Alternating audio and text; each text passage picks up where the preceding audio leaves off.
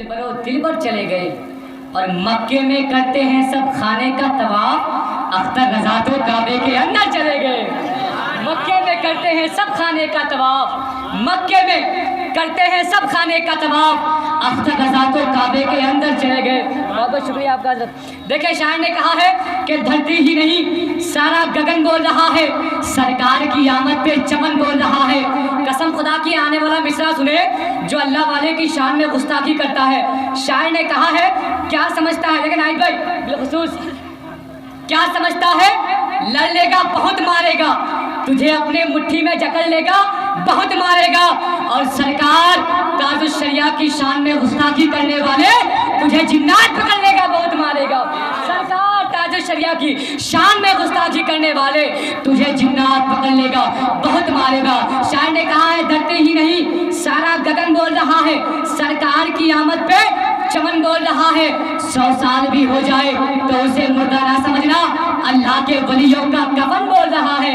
اور تاریخ میں تو ایسا جنازہ میں نے نہیں دیکھا، میرے تاج الشریعہ کا وطن بول رہا ہے۔ اور تاریخ میں تو ایسا جنازہ میں نے نہیں دیکھا، میرے تاج الشریعہ کا وطن بول رہا ہے۔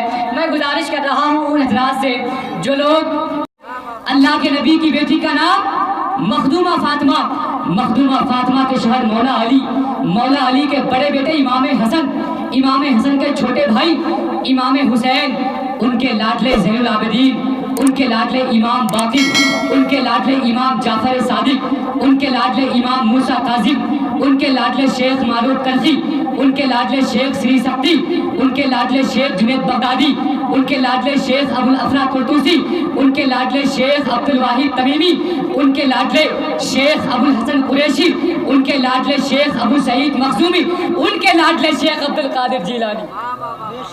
یہ غوث اعظم ہے، یہ غوث اعظم ہے، ان کے لاڈلے شیخ عبد القادر جیلانی۔